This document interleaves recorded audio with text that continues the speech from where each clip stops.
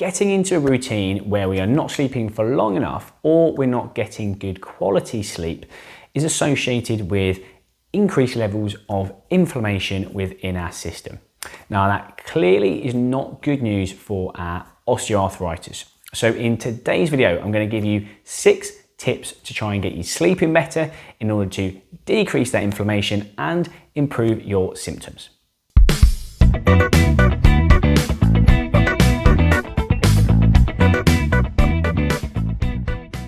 Tip number 1 is try and get into a good, consistent routine, whether it's a weekday or a weekend. And I know it's easier said than done. I'm certainly guilty of this myself, but at the weekend, if you're tempted to try and stay up late, try and maintain the same time that you would during the week and try and get up nice and early as well, rather than having long lines, because that natural circadian rhythm that we have within our system that wakes us up and makes us tired when we go to bed never gets a chance to settle down.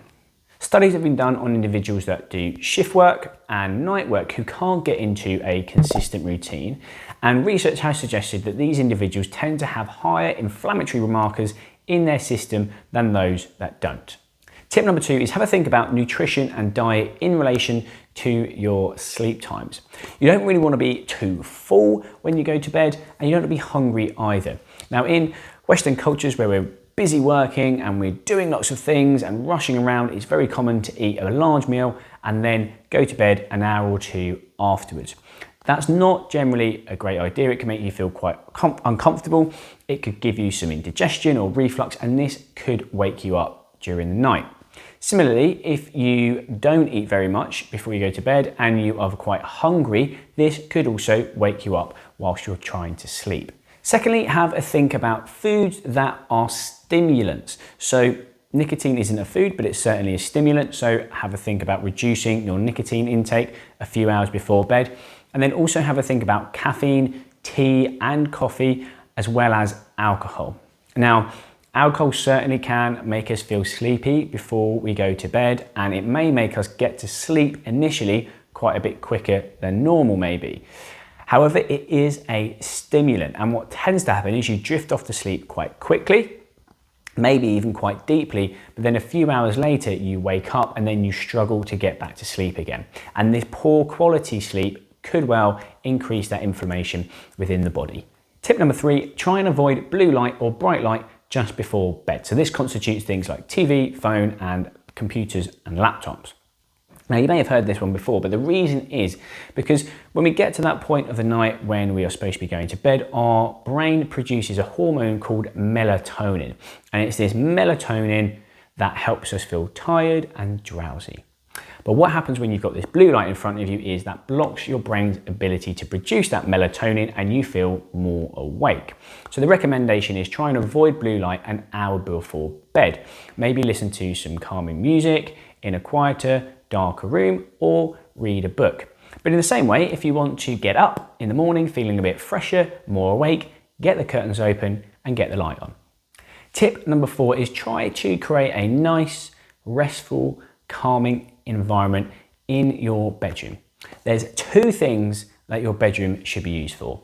One of them is sleep, and the other one is you can use your imagination with that. But if you have got a quite cluttered, untidy bedroom, that can affect how calm you feel. If you're working in your bedroom, that also may not be the best environment to produce optimal sleep hygiene.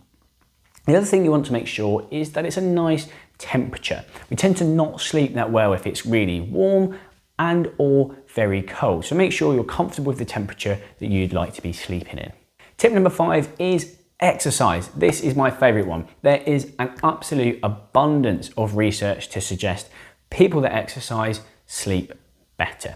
We're burning more calories during the day. We're going to feel more tired in the evening. Now, the other thing that is really important for sleep in relation to exercise, but also osteoarthritis and any other long-term condition, is that sleep is the time where your body repairs itself. It's the time it recovers, and it's the time that it rests. So it's exceptionally important if we're trying to recover and we're trying to decrease the amount of inflammation within our system.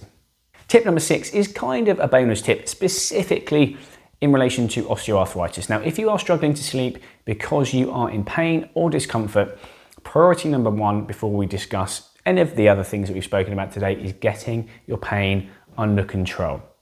Now, if you are already taking medication and you've still got high levels of pain that are stopping you sleep, you do need to have a chat with your doctor about reviewing that medication because ultimately it's not doing its function properly.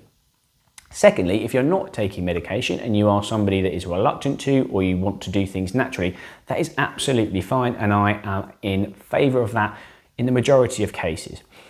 There's one case in particular where I would urge you to think about taking pain relief, and that is if it's affecting your sleep.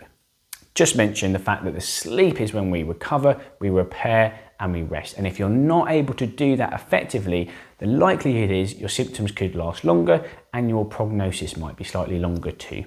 Let me know below the video whether you feel that your arthritis is affecting your sleep and or the things you've done to try and improve your sleep. If you have enjoyed the video, please do show your appreciation by liking it down there, and if you're new, subscribe if you haven't already, because you'll get notified every time I release new osteoarthritis related help, which I do every single week, and it also means more people will see the video that you have found helpful. Whilst you're doing that, I'll see you in the next one.